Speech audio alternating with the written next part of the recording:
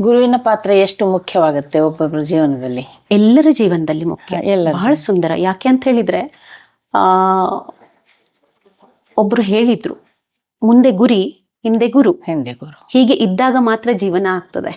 ಈಗ ಉದಾಹರಣೆ ಇದೆಲ್ಲ ನಮ್ದು ಹೇಗೆ ಆಗಿದೆ, ಇವತ್ತಿನ ದಿನದಲ್ಲಿ ಅಧ್ಯಾತ್ಮ ಅಂತ ಹೇಳಿದ್ರೆ ಕಬ್ಬಿಣದ ಕಡಲೆ ಅಂತ ಕೊಂಡೊಂದು ಮನಸ್ಸಿನಲ್ಲಿ ಹಾಕಿ ಬಿಟ್ಟಿದ್ದಾರೆ. ಇದು ನನ್ಗೆ ಅಲ್ಲ, 60 ವರ್ಷದ ನಂತರ ಮಾಡೋದು ಅಂತೇಳಿ. ಆದ್ರೆ ಪ್ರತ್ಯಕ್ಷದಲ್ಲಿ ನೀವೇ ನೋಡಿ, ಚಿಕ್ಕ ಚಿಕ್ಕ ವಿಷಯಕ್ಕೂ ಸಹ ಇದೆಲ್ಲ ನಾವು ಜೀವನದಲ್ಲಿ ಒಬ್ರಲ್ಲ ಒಬ್ರಿಗೆ ನಾವು ಆಧರಿಸ್ಕೊಂಡಿರ್ತೇವೆ. ಉದಾಹರಣೆ, ಟಿವಿ ಏನಾದ್ರೂ ಹಾಳಾಯ್ತು, ಟಿವಿ ರಿಪೇರರ್ ಕಡೆ ಕರ್ಕೊಂಡು ಹೋಗ್ತೇವೆ. ಆರೋಗ್ಯ ನಮ್ದು ಏನಾದ್ರೂ ಬಿಗಡಾಯಿಸ್ತು, ನಾವು ಡಾಕ್ಟರ್ ಕಡೆ ಹೋಗ್ತೇವೆ. ಹೀಗೆ ಪ್ರತಿಯೊಂದಕ್ಕೂ ಶಿಕ್ಷಣ ಬೇಕು ನನಗೆ, ನಾನು ಸ್ಕೂಲಿಗೆ ಹೋಗ್ತೇನೆ, ಮಾಸ್ತರಿಗೆ ಅಂದ್ರೆ ಅವ್ರ ಮೇಲೆ ಅವಲಂಬಿಸಿ ಇರ್ತೇನೆ, ಇದೆಲ್ಲದೂ ಸಹ. ಆದ್ರೆ ಪ್ರತ್ಯಕ್ಷದಲ್ಲಿ ಅಧ್ಯಾತ್ಮ ಬಂತು, ಹಾಗಿದ್ರೆ ನನ್ಗೆಲ್ಲದೂ ಗೊತ್ತಿದೆ ಅನ್ನೋ ಒಂದು ಭೂಮಿಕೆಗೆ ಹೋಗಿ ಬಿಡ್ತೇವೆ. ವಿಚಾರ ಮಾಡೋಣ, ಈಶ್ವರ ಪ್ರಾಪ್ತಿಯನ್ನ ಮಾಡೋದು ಕೇವಲ ಗುರುಗಳು ಮಾತ್ರ ನಮಗೆ ಮಾಡಿಸಿಕೊಳ್ಳಬಲ್ಲರು. ಯಾಕಂತ ಹೇಳಿದ್ರೆ ಈಶ್ವರ ಏನು ಅನ್ನೋದನ್ನ ನಮ್ಗೆ ಹೇಳ್ಬೇಕು ಅಂತ ಹೇಳಿದ್ರೆ ಅದನ್ನ ಗುರುಗಳು ಮಾತ್ರ ಇದನ್ನ ನಮ್ಗೆ ಅರ್ಥ ಮಾಡಿಸಿಕೊಡ್ತಾರೆ. ಮತ್ತೆ ಭಗವಂತನ ತನಕ ಕರ್ಕೊಂಡು ಹೋಗ್ಲಿಕ್ಕೆ ಅವರೇ ನಮ್ಗೆ ಬೇಕು. ಹಾಗಿದ್ರೆ ಈ ಗುರು ನಮ್ಮ ಜೀವನದಲ್ಲಿ ಎಷ್ಟು ಪಾತ್ರ ಇದ್ದಿರ್ಬಹುದು ಅದನ್ನ ನಾವು ಊಹಿಸ್ಲಿಕ್ಕೆ ಸಾಧ್ಯ ಇಲ್ಲ. ಯಾಕಂತ ಹೇಳಿದ್ರೆ ಇದಕ್ಕೆ ಕೂಡ ಉದಾಹರಣೆ, ನನ್ಗೆ ಆರೋಗ್ಯ ಬಿಗಡಾಯಿಸಿದೆ ಅಂತ ಹೇಳಿ ನಾನು ಡಾಕ್ಟರ್ ಕಡೆ ಹೋಗ್ತೇನೆ ಅಂತ ಹೇಳಿದ್ರೆ ನನಗ್ ಬೇಕು, ಕೊನೆ ತನಕನೂ ನನ್ಗೆ ಡಾಕ್ಟರ್ ಅವಶ್ಯಕತೆ ಇದೆ. ಹಾಗಿದ್ರೆ ಈ ಭವಸಾಗರವನ್ನ ಪಾರ್ ಮಾಡ್ಲಿಕ್ಕೆ ಇದೆಲ್ಲ ಭಗವಂತನ ಕೃಪೆ ಎಷ್ಟು ಬೇಕಾಗ್ಬೋದು ಅಂತ ಹೇಳಿ. ಇದಕ್ಕೆ ಒಂದು ಭಗವದ್ಗೀತೆ ಗೀತಾ ಧ್ಯಾನ ಶ್ಲೋಕದಲ್ಲಿ ಒಂದು ಸುಂದರವಾಗಿ ಇದೆ. ಭೀಷ್ಮ ದ್ರೋಣ ತಟ ಜಯದ್ರಥ ಜಲ ಗಾಂಧಾರ ನೀಲೋತ್ಪಲ ಶಲ್ಯಗ್ರಾಹವತಿ ಕೃಪೇಣ ವಹನಿ ಕರ್ಣೇನ ವೇಲಾಕುಲ ಅಶ್ವತ್ಥಾಮ ವಿಕರ್ಣ ಘೋರ ಮಕರ ದುರ್ಯೋಧನಾವರ್ತಿನಿ ಸೋತ್ತೀರ್ಣ ಖಲು ಪಾಂಡವೈರಣನದಿ ಕೈವರ್ತಕ ಕೇಶವಃ ಅಂತ ಕೊಂಡು. ಅಂದ್ರೆ ಇಡೀ ಆ ಕುರುಕ್ಷೇತ್ರದ ಯುದ್ಧದ ಒಂದು ವಾತಾವರಣ ಹೀಗೆ ಇತ್ತು ಅಂತ ಹೇಳಿದ್ರಿದೆಲ್ಲ. ಪಾಂಡವರು 5 ಜನ, ಅವರ ಅಕ್ಷೋಹಿಣಿ ಸೈನ್ಯವೂ ಕಡಿಮೆ. ಕೃಷ್ಣ ತನ್ನ ಎಲ್ಲ ಅಕ್ಷೋಹಿಣಿ ಸೈನ್ಯವನ್ನ ದುರ್ಯೋಧನನಿಗೆ ಕೊಟ್ಟಿದ್ದಾನೆ.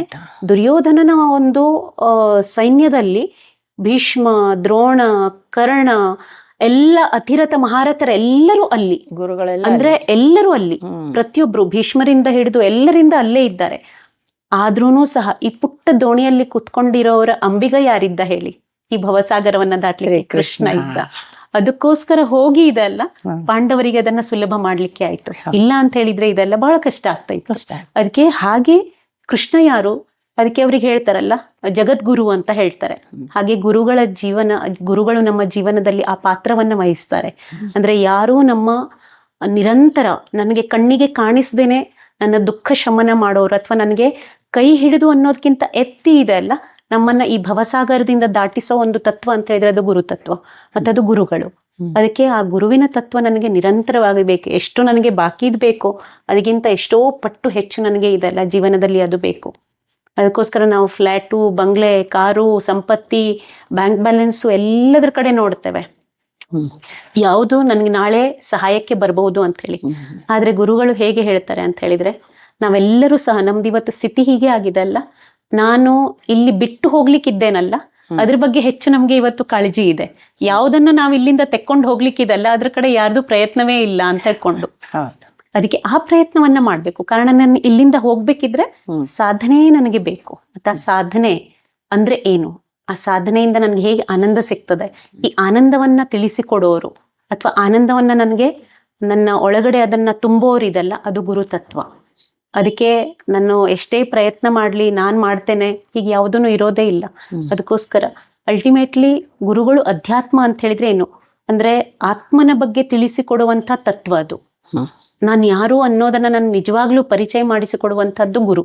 ಅದಕ್ಕೆ ಗುರು ಬಿಟ್ರೆ ನಮ್ಮ ಜೀವನದಲ್ಲಿ ಬೇರೆ ಯಾವುದೂ ಇಲ್ಲ. ಪ್ರತಿಯೊಬ್ಬರ ಜೀವನಕ್ಕೂ ಗುರುವಿನ ಅವಶ್ಯಕತೆ ತುಂಬಾ ಇದೆ.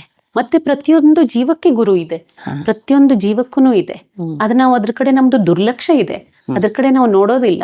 ನಾವು ಗುರು ಅಂತ ಹೇಳಿದ ಕೂಡಲೇ ಒಂದು ದೇಹಕ್ಕೆ ಸೀಮಿತ ಮಾಡ್ತೇವಲ್ಲ, ಎಲ್ಲದರಿಂದ ಕಲೀಲಿಕ್ಕೆ ಇದೆ. ದತ್ತ ಗುರುಗಳು ಸಹ 24 ಗುರುಗಳನ್ನ ಮಾಡ್ಕೊಂಡ್ರು ಅಂತ ಹೇಳ್ತಾರೆ. ದತ್ತ ಗುರುಗಳು 24 ಗುರು ಅಂತ ಹೇಳಿದ್ರೇನು, ಪ್ರತ್ಯಕ್ಷದಲ್ಲಿ ಅವ್ರು ಎಲ್ಲ ಕಡೆಯಿಂದ ಕಲಿತಾ ಇದ್ರು. ಪ್ರತಿಯೊಂದು ವಸ್ತುವಿನಿಂದ, ಪ್ರತಿಯೊಂದು ಪಕ್ಷಿಯಿಂದ, ಪ್ರಾಣಿಯಿಂದ ಹಿಡಿದು ಪ್ರತಿಯೊಂದು ಇದರಿಂದ ಕಲಿತಾ ಇದ್ರು.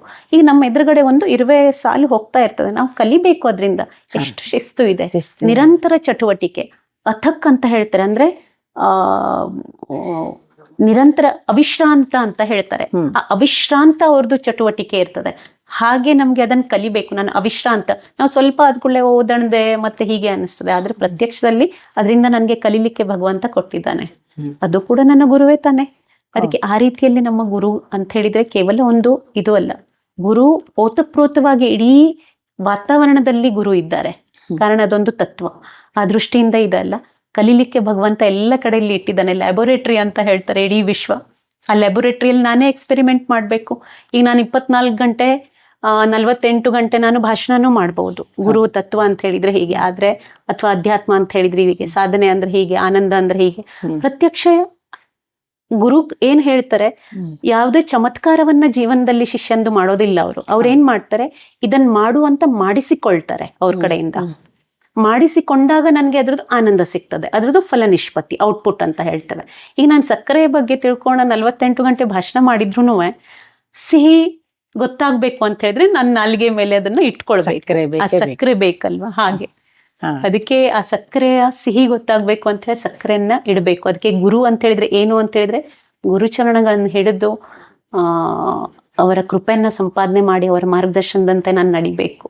ಹೇಗೆ ಒಬ್ಬ ತಾಯಿಯ ಬೆರಳನ್ನ ಹಿಡಿದು ಒಂದು ಮಗು ಶ್ರದ್ಧೆಯಿಂದ ನಡೀತಾ ಇರ್ತದೆ, ಅದಕ್ಕೇನು ಗೊತ್ತಿಲ್ಲ, ತಾಯಿ ಎಲ್ಲಿ ಕರ್ಕೊಂಡು ಹೋದ್ರೂ ಹೋಗುತ್ತೆ, ಅದಕ್ಕೇನು ಗೊತ್ತಿಲ್ಲ ಪಾಪ.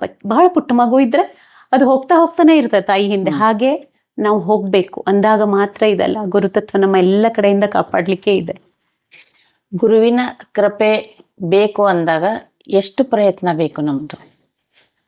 ಅದಕ್ಕೆ ಒಂದು ಬಹಳ ಸುಂದರವಾದ ಉದಾಹರಣೆ ನನ್ನ ನೆನಪಿಗೆ ಬಂತು ಇವಾಗ ನೀವು ಹೇಳ್ಬೇಕಿದ್ರೆ.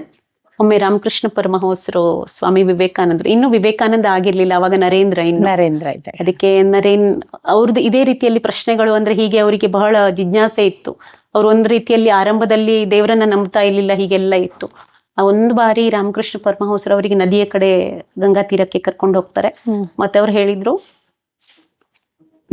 ಅವರ ತಲೆಯನ್ನ ಹಿಡಿದು ಅವರು ನದಿಯಲ್ಲಿ ಮುಳುಗಿಸ್ತಾರೆ. ಅವರು ಉಸಿರಿಗಾಗಿ ಎಷ್ಟು ಚಡಪಡಿಸಿದ್ರಲ್ಲ, ಅಷ್ಟು ಚಡಪಡಿಕೆ ನನಗೆ ಭಗವಂತಂದು ಇದ್ದಾಗ ಭಗವಂತ ನನ್ನ ಜೀವನದಲ್ಲಿ ಬರ್ತಾನೆ.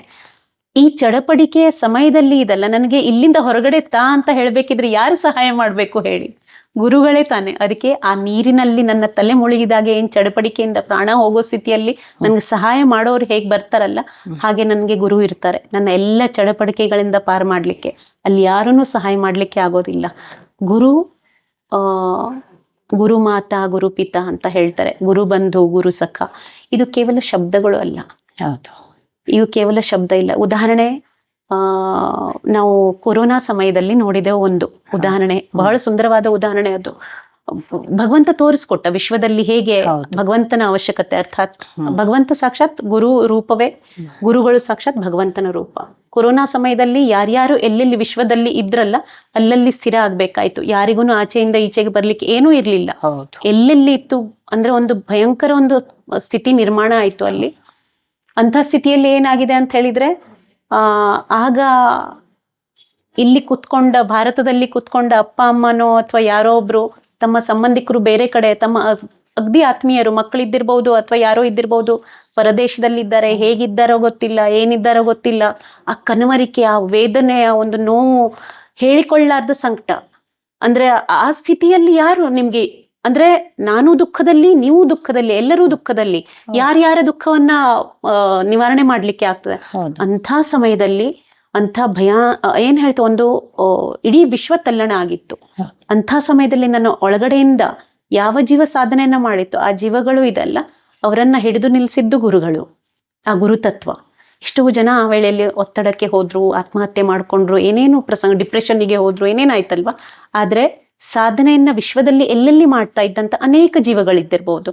ಆ ಎಲ್ಲ ಜೀವಗಳು ಸ್ಥಿರವಾಗಿ ಇರ್ಲಿಕ್ಕೆ ಕಾರಣ ಅಂತ ಹೇಳಿದ್ರೆ ಗುರುಗಳು. ಅಂಥ ಸಮಯದಲ್ಲಿ ಗುರುಗಳು ಬೇಕು. ಒಂದು ಮನುಷ್ಯನ ಜೀವನದಲ್ಲಿ ಅತ್ಯಂತ ದುಃಖದಾಯಿ ಸ್ಥಿತಿ ಯಾವುದಿದ್ದಿರ್ಬೋದು ಹೇಳಿ? ತಮ್ಮ ಆತ್ಮೀಯರನ್ನ ಕಳ್ಕೊಳ್ತಾರೆ, ಅದು ಅತ್ಯಂತ ದುಃಖದಾಯಿ ಸ್ಥಿತಿ ಇರ್ತದೆ. ಅಂಥ ವೇಳೆಯಲ್ಲಿ ಸಂಬಂಧಿಕರು ಬರ್ತಾರೆ, ಸಮೀಪದವರು ಬರ್ತಾರೆ, ಎಲ್ಲರೂ ಬರ್ತಾರೆ. ಆದ್ರೂನು ಸಹ ಒಳಗಡೆ ವೇದನೆ ಅದೇನ್ ತಣ್ಣಗಾಗೋದಿಲ್ಲ ಅಲ್ಲ, ಕಾರಣ ಆ ಜೀವದ ಒಂದು ನೋವು ಇದಲ್ಲ, ಆ ಜೀವಕ್ಕೆ ಗೊತ್ತಿದೆ. ಅಂಥ ಸ್ಥಿತಿಯಲ್ಲಿ ಮನಸ್ಸು ಸ್ಥಿರವಾಗಿ ಇರ್ಲಿಕ್ಕೆ ಕಾರಣ ಗುರುಗಳಿರ್ತಾರೆ. ಅದಕ್ಕೆ ಗುರುಗಳು ಬೇಕೇ ಬೇಕು ನಮ್ಮ ಜೀವನದಲ್ಲಿ. ನಾವು ನೋಡ್ತೇವೆ ಚಿಕ್ಕ ಚಿಕ್ಕ ಇದಕ್ಕೆ ಇದೆಲ್ಲ ಏನು ಸಮಸ್ಯೆಗಳಿಗೆ ಇವತ್ತು ಪಾರಾಗೋದು ತುಂಬಾ ಕಷ್ಟ ಆಗ್ಬಿಟ್ಟಿದೆ.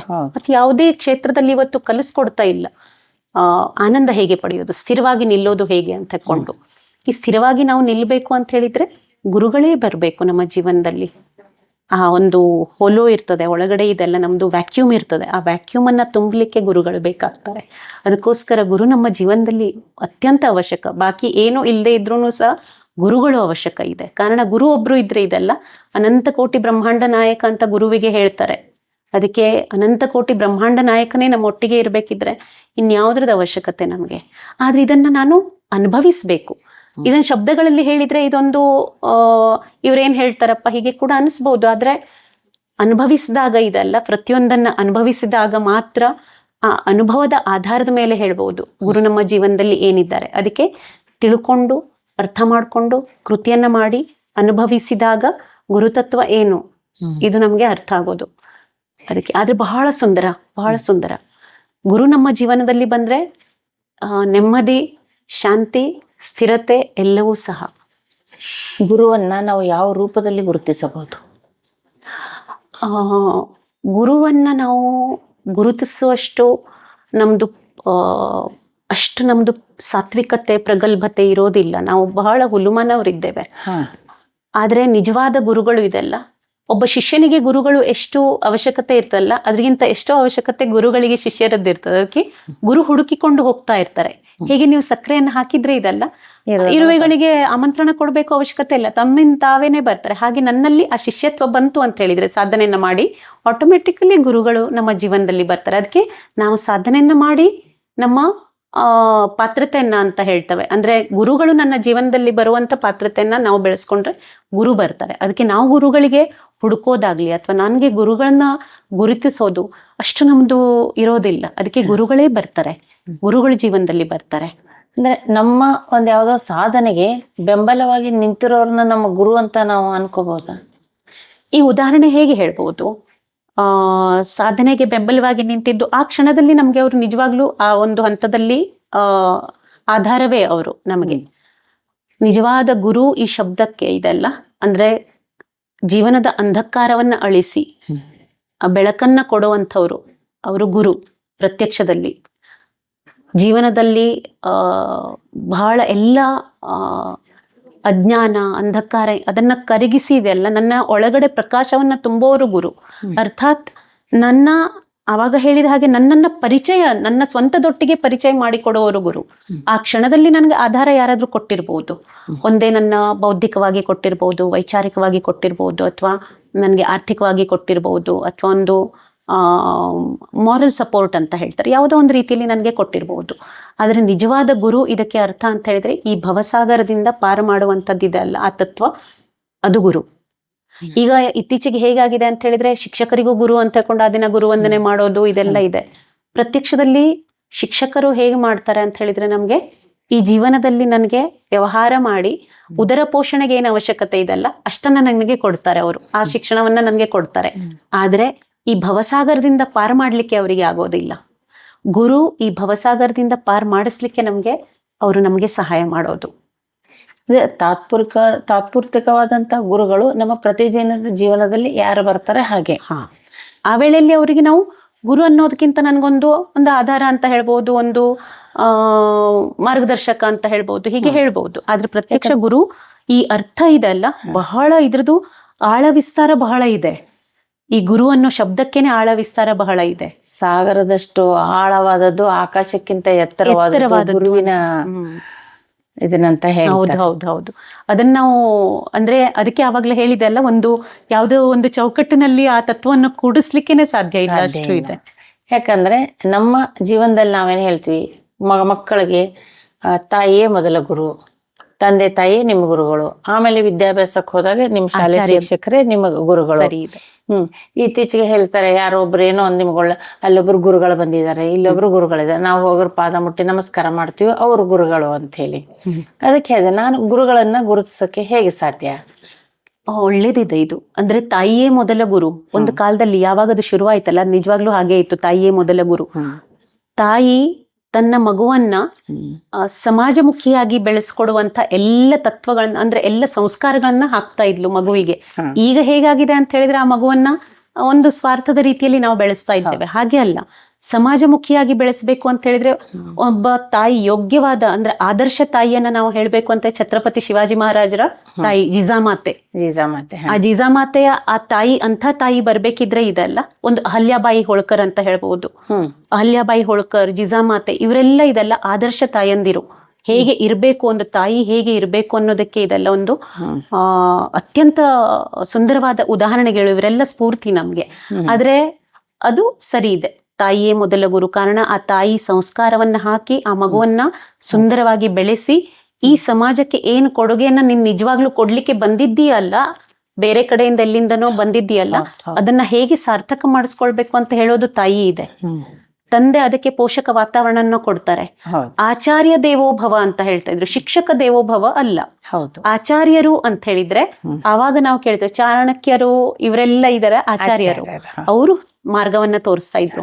ಅವರು ಕೇವಲ ಶಸ್ತ್ರಾಭ್ಯಾಸವನ್ನು ಕೂಡ ಹೇಳ್ತಾ ಇದ್ರು. ಶಾಸ್ತ್ರಾಭ್ಯಾಸದೊಟ್ಟಿಗೆ ಎರಡೂ ಇತ್ತು. ಅಂದ್ರೆ ಭಗವಂತನ ನಾವು ಹೇಳ್ತೇವಲ್ಲ ತಾರಕ ಮತ್ತೆ ಮಾರಕ ರೂಪ ಅಂತ ಹೇಳ್ಕೊಂಡು, ಹಾಗೆ ಅವರು ಎರಡನ್ನು, ರಾಷ್ಟ್ರದ ಮೇಲೆ ಸಂಕಟ ಬಂದಾಗ ಅದು ಯುದ್ಧಕ್ಕೂ ತಯಾರಿರ್ಬೇಕು, ಮಾತೃಭೂಮಿಯ ಸಂರಕ್ಷಣೆಗೋಸ್ಕರ ತಯಾರಿರ್ಬೇಕು, ಶಾಸ್ತ್ರಾಭ್ಯಾಸವನ್ನು ಕೂಡ ಮಾಡ್ಬೇಕು. ಅಂದ್ರೆ ನನ್ನ ಆತ್ಮನ ಒಂದು ಪರಿಚಯವನ್ನ ಮಾಡ್ಕೊಳ್ಳಿಕ್ಕೆ, ಈ ಆತ್ಮನನ್ನ ಭಗವಂತನಲ್ಲಿ ನಾನು ಜೋಡಿಸ್ಕೊಳ್ಳುವ ಒಂದು ಪ್ರಕ್ರಿಯೆ ಏನಿದೆ ಅದನ್ನ ನಾನ್ ಜನ್ಮಕ್ಕೆ ಬಂದು ಸಾರ್ಥಕ ಮಾಡ್ಕೊಳ್ಬೇಕಿದ್ರೆ ಅದು ಕೂಡ ಬೇಕು. ಈ ಎರಡನ್ನೂ ಕೂಡ ಅದ್ರ ಒಟ್ಟೊಟ್ಟಿಗೆ ಅವರು ಆಚಾರ್ಯರು ಉದರ ಪೋಷಣೆಗೆ ಏನ್ ಬೇಕು ಇದನ್ನು ಕೂಡ ಕಲಿಸ್ಕೊಡ್ತಾ ಇದ್ರು. ಅವರು ಆಚಾರ್ಯರು, ಅದು ಆಚಾರ್ಯ ದೇವೋಭವ. ಆದ್ರೆ ಇವತ್ತಿನ ಇದರಲ್ಲಿ ಹಾಗೆ ಇಲ್ಲ. ಅದಕ್ಕೆ ನಾವು ಅವ್ರೇನಾದ್ರೂ ನಮ್ಗೆ ತೋರಿಸಿದ್ರೆ ಮಾರ್ಗದರ್ಶಕರು ಅಂತ ಹೇಳ್ಬೋದು, ಅಥವಾ ಆಧಾರ ಅಂತ ಹೇಳ್ಬೋದು.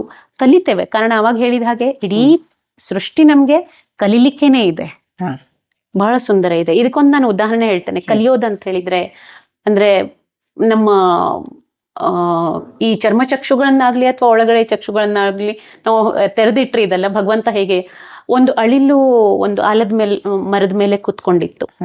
ಆ ಇಷ್ಟು ಪುಟ್ಟ ಅಳಿಲು ಇದಲ್ಲ, ಅದಕ್ಕೂ ಕೂಡ ಇಷ್ಟು ಬುದ್ಧಿ ಇದೆ. ಅದು ಹೇಗ್ ಮಾಡ್ತಾ ಇತ್ತು ಅಂತ, ಎಲ್ಲ ಹಣ್ಣು ಕಾಯಿ ಇದೆಲ್ಲ ಅದನ್ನ ಅದ್ರ ಬೆರಳೆಷ್ಟು ಇಷ್ಟೇ ಪುಟ್ಟದು, ಅದನ್ನ ಮುಟ್ಟಿ ನೋಡ್ತಿತ್ತು. ಹಣ್ಣನ್ನ ಮಾತ್ರ ಅದು ಕೀಳ್ತಾ ಇತ್ತು, ಮತ್ತೆ ಅದನ್ನು ಕೈಯಲ್ಲಿ ತೆಕ್ಕೊಂಡು ತಿನ್ನೋದು. ಯಾವುದೇ ಕಾಯಿಯನ್ನ ಅದನ್ನು ಬೀಳಿಸಿಲ್ಲ.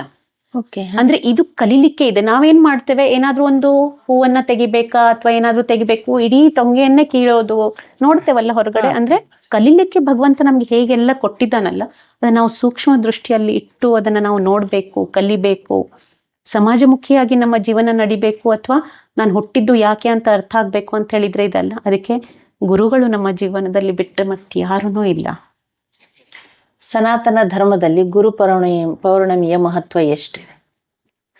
ಅದನ್ನ ಇವಾಗಲೇ ಹೇಳಿದಾಗೆ ಸನಾತನ ಧರ್ಮ ಗುರು ಶಿಷ್ಯ ಪರಂಪರೆ. ಸ್ವಾಮಿ ವಿವೇಕಾನಂದರಿಗೆ ಒಬ್ರು ಕೇಳಿದ್ರು, ಪರಕೀಯರೊಬ್ರಿಗೆ, ವಿದೇಶಿಯರೊಬ್ರು ಕೇಳಿದ್ರು, ಭಾರತ ಭೂಮಿಯನ್ನ ಚಿಕ್ಕದಾಗಿ ವಿವರಿಸಿ ಅಂತ ಕೊಂಡು, ಚಿಕ್ಕದಾಗಿ ಅವ್ರು ಒಂದೇ ವಾಕ್ಯ ಪುಟ್ಟದಾಗಿ ಕೊಟ್ರು, ಗುರು ಶಿಷ್ಯ ಪರಂಪರೆ ಅಂತ. ಉದಾಹರಣೆ ಹೇಳ್ತಾನೆ, ಯಾಕೆ ಗುರು ಶಿಷ್ಯ ಪರಂಪರೆ ಸನಾತನ ಧರ್ಮದ್ದು ಆಧಾರ ಅಂತ ಕೊಂಡು. ಯಾವ್ಯಾವಾಗೆಲ್ಲ ಅಧರ್ಮ ತಾಂಡವ ಆಗಿತ್ತಲ್ಲ, ಆಗೆಲ್ಲ ಧರ್ಮ ಸಂಸ್ಥಾಪನೆ ಮಾಡ್ಲಿಕ್ಕೆ ಗುರು ಶಿಷ್ಯ ಪರಂಪರೆ ಕಾರ್ಯ ಮಾಡಿದೆ. ಸಂದೀಪನಿ ಗುರುಗಳು ಶಿಷ್ಯನನ್ನ ತಯಾರು ಮಾಡಿದ್ರು, ಅಂದ್ರೆ ಶ್ರೀಕೃಷ್ಣನಿಗೆ. ಶ್ರೀಕೃಷ್ಣ ಅರ್ಜುನನನ್ನ ಕರ್ಕೊಂಡು ಅವರು ಧರ್ಮ ಸಂಸ್ಥಾಪನೆಯನ್ನ ಮಾಡಿದ್ರು. ಸಮರ್ಥ ರಾಮದಾಸರು ಇವರಿಗೆ ಛತ್ರಪತಿ ಶಿವರಾಯರಿಗೆ ಆಧಾರವನ್ನು ಅವರಿಗೆ ಇಟ್ಕೊಂಡು ಅವರು ಧರ್ಮ ಸಂಸ್ಥಾಪನೆಯನ್ನ ಹಿಂದೂ ಸ್ವರಾಜ್ಯವನ್ನ ಸ್ಥಾಪನೆ ಮಾಡಿದ್ದು. ವಿಜಯನಗರ ಸಾಮ್ರಾಜ್ಯವನ್ನ ಕಟ್ಟಬೇಕಿದ್ರೆ ವಿದ್ಯಾರಣ್ಯ ಸ್ವಾಮಿಯವರು ಹಕ್ಕಬುಕ್ಕರಾಯರ ಒಂದು ಅವರನ್ನ ಎದುರುಗಡೆ ಇಟ್ಕೊಂಡು ಒಂದು ರಾಜ್ಯವನ್ನ ಮಾಡಿ ವಿಜಯನಗರ ಸಾಮ್ರಾಜ್ಯವನ್ನ. ಹೀಗೆ ಗುರು ಶಿಷ್ಯ ಪರಂಪರೆ ಇದೆಲ್ಲ, ಇದು ಕಾರ್ಯವನ್ನ ಆವಾಗ ಮಾಡಿದೆ. ಯಾವಾಗೆಲ್ಲ ಈ ಧರ್ಮದ ಮೇಲೆ, ನಮ್ಮ ಸನಾತನ ಧರ್ಮದ ಮೇಲೆ ಧರ್ಮ ತಾಂಡವ ಆಡ್ಲಿಕ್ಕೆ ಶುರುವಾಯಿತು, ಆಘಾತಗಳಾದವು, ಆಗೆಲ್ಲ ಇದು ಗುರು ಶಿಷ್ಯ ಪರಂಪರೆ ಕಾರ್ಯ ಮಾಡಿದೆ. ಆದ್ರಿಂದ ಗುರು ಶಿಷ್ಯ ಪರಂಪರೆ ಈಗಲೂ ಕೂಡ ಅಷ್ಟೇ ಪ್ರಸ್ತುತ ಇದೆ, ಇವಾಗ್ಲೂ ನಾವು ನೋಡ್ತೇವೆ. ಸಮಾಜದ ಒಂದು ಧರ್ಮ ಅಂತ ಹೇಳಿದ್ರೆ ಏನು? ಧರ್ಮ ಅಂತ ಹೇಳಿದ್ರೆ ಇದುವೇ ಇದೆ ಅಲ್ವಾ? ಅಂದ್ರೆ ಯಾವುದು ಇಡೀ ಸಮಾಜವನ್ನ ಒಂದು ಲೌಕಿಕದಿಂದ ಪರಮಾರ್ಥಿಕ ಒಂದು ಎಲ್ಲದನ್ನ ಒಳ್ಳೇದು ಮಾಡೋದು, ಅದರೊಟ್ಟಿಗೆ ಸಮಾಜವನ್ನು ಕೂಡ ಒಳ್ಳೇದು ಮಾಡೋದು, ಯಾವುದು ಧಾರಣೆ ಮಾಡ್ತದೋ ಅದು ಧರ್ಮ ಅಂತ ಹೇಳ್ತಾರೆ. ಶಂಕರಾಚಾರ್ಯರು ಸುಂದರವಾಗಿ ಹೇಳಿದ್ರು ಅದನ್ನ. ಈಗಿದು ಇವತ್ತಿನ ಸ್ಥಿತಿಯನ್ನ ನೋಡಿದ್ರೆ ಸಮಾಜ ಕೂಡ ಸುಸ್ಥಿತಿಯಲ್ಲಿ ಇಲ್ಲ, ನಾವುಗಳು ಕೂಡ ಸುಸ್ಥಿತಿಯಲ್ಲಿ. ಸಮಾಜ ಅಂತ ಹೇಳಿದ್ರೆ ಯಾವುದೋ ಬೆಟ್ಟ ಗುಡ್ಡ ಹಳ್ಳ ಇದೆಲ್ಲ ಸೇರಿ ಅಲ್ಲ, ಮನುಷ್ಯ ಸಮೂಹ ಸೇರಿ ಸಮಾಜ. ಇವತ್ತು ಸಮಾಜದ ಸ್ಥಿತಿ, ಸಮಾಜ ಮಾನಸ ಸ್ಥಿತಿ ಹೇಗೆ ಆಗ್ಬಿಟ್ಟಿದೆ ಅಂತ ಹೇಳಿದ್ರೆ ಇದೆಲ್ಲ ಇಷ್ಟು ಕೆಳಮಟ್ಟಕ್ಕೆ ಬಂದ್ಬಿಟ್ಟಿದೆ. ಅಂದ್ರೆ ರಾಜ ಕಾಲಸ್ಯ ಕಾರಣಂ ಅಂತ ಹೇಳ್ತಾರೆ. ಅಂದ್ರೆ ಒಬ್ಬ ರಾಜ ಹೇಗೆ ಇರ್ತಾನೆ ಹಾಗೆ. ಈಗ ನಮ್ಮ ಎಲ್ಲದನ್ನ ನಾವು ನೋಡಿದ್ರೆ ಇವತ್ತಿನ ಹೇಗೆ ನಡೀತಾ ಇದೆ ಪ್ರಜೆಗಳ ಸ್ಥಿತಿ ಇಲ್ಲಿ ತನಕ ಬರ್ಲಿಕ್ಕೆ ಹೇಗೆ ಆಯ್ತಾ? ಒಬ್ಬ ರಾಜ ಈಗಿನ ಕಲಿಯುಗದಲ್ಲಿ ಒಬ್ಬ ರಾಜ ಏನು ಮಾಡ್ಲಿಕ್ಕೆ ಆಗೋದಿಲ್ಲ, ಆದ್ರೆ ತನ್ನ ಪ್ರಜೆಗಳು ಸುಖಿಯಾಗಿದ್ದಾರಾ ಇಲ್ಲ ಅಂತ ನೋಡೋದು ಕೂಡ ಒಂದು ಕರ್ತವ್ಯ ಇದೆ. ಇಲ್ಲ ಅಂತ ಹೇಳಿದ್ರೆ ಇವತ್ತಿನ ಅರಾಜಕತೆ ನಿರ್ಮಾಣ ಆಗ್ಲಿಕ್ಕೆ ಕಾರಣ ಇದಕ್ಕೆ ಇದೆ. ನಾವು ಕೂಡ ಅಷ್ಟೇ ಕಾರಣೀಭೂತರಿದ್ದೇವೆ, ನಾವು ಕೂಡ ಕಾರಣೀಭೂತ. ನಾವು ಮಾಡ್ಬೇಕಿತ್ತು. ನಾವು ರಾಮರಾಜ್ಯ ಒಂದು ಇತ್ತು, ನಾವು ಒಂದು ಆದರ್ಶ ತೆಕ್ಕೊಳ್ತೇವೆ. ಆದರ್ಶ ಅಂತ ಹೇಳಿದ ತಕ್ಷಣ ನಮಗೆ ರಾಮರಾಜ್ಯದ ನೆನಪಾಗ್ತದೆ. ರಾಮರಾಜ್ಯ ಯಾಕೆ ಇತ್ತು? ಕಾರಣ ರಾಮ ಸ್ವತಃ ಶ್ರೀರಾಮಪ್ರಭು ಸ್ವತಃ ಅಂದ್ರೆ ಧರ್ಮ ಅಂತ ಹೇಳಿದ್ರೆ ಶ್ರೀರಾಮಪ್ರಭು, ಹಾಗೆ ಅವರಲ್ಲಿ ಅಷ್ಟು ಸಮೀಕರಣ. ಸಾಕ್ಷಾತ್ ಶ್ರೀರಾಮಪ್ರಭು ಧರ್ಮಾಚರಣೆಯನ್ನ ಮಾಡ್ತಾ ಇದ್ರು, ಅವರ ಸಂಪೂರ್ಣ ಪ್ರಜೆಗಳು ಧರ್ಮಾಚರಣೆಗಳಿದ್ರು. ಅದಕ್ಕೆ ಒಬ್ಬ ಸ್ತ್ರೀ ಕಾಡಿನಲ್ಲಿ ಮಧ್ಯರಾತ್ರಿಯ ಸಮಯದಲ್ಲಿ ಕೂಡ ಆಭರಣಗಳನ್ನ ಹಾಕಿಕೊಂಡು ಮೈ ತುಂಬಾ ಅಲ್ಲಿಂದ ಹೋದ್ರುನು ಯಾರು ಅವ್ರ ಕಡೆ ಕಣ್ಣು ಎತ್ತಿ ನೋಡ್ತಾ ಇರ್ಲಿಲ್ಲ. ಅಂತ ಒಂದು ರಾಮರಾಜ್ಯದ ಸ್ಥಿತಿ. ಇವತ್ತು ನಾವ್ ಎಲ್ಲಿ ತನಕ ಬಂದಿದ್ದೇವೆ ಅಂತ ಹೇಳಿ, ಇವತ್ತಿನ ಸ್ಥಿತಿ ಬಹಳ ಗಂಭೀರ ಇದೆ. ಅದಕ್ಕೆ ಧರ್ಮಾಚರಣೆ ಬಹಳ ಮುಖ್ಯ. ಮತ್ತೆ ಈ ಧರ್ಮಾಚರಣೆಯನ್ನ ಹೇಳಿಕೊಡೋರೇ ಗುರುಗಳು. ಈ ಧರ್ಮಾಚರಣೆ ಆಗ್ಬೇಕು ನಮ್ಮಿಂದ. ಅದಕ್ಕೆ ಸನಾತನ ಧರ್ಮ ಅಂತ ಹೇಳಿದ್ರೆ ಈ ಗುರು ಶಿಷ್ಯ ಪರಂಪರೆಯನ್ನ ಹೇಳಿಕೊಟ್ಟು ಗುರುಗಳ ಮಾಧ್ಯಮದಿಂದ ಇಡೀ ಸಮಾಜವನ್ನ ಸುಸ್ಥಿತಗೊಳಿಸೋದೇ ಗುರುಗಳ ಕಾರ್ಯ ಇದೆ. ಅದರಿಂದ ಗುರುಗಳ ಮಹತ್ವ ನಮ್ಮ ಜೀವನದಲ್ಲಿ ಅನನ್ಯ ಸಾಧಾರಣ ಅಂತ ಹೇಳ್ತಾರೆ, ಅಸಾಧಾರಣ ಮಹತ್ವ. ಅದಕ್ಕೆ ನಾವು ಅದನ್ನ ಶಬ್ದಗಳಲ್ಲಿ ಹೇಳೋದಾಗ್ಲಿ ಏನನ್ನೂ ಸಾಧ್ಯ ಇಲ್ಲ.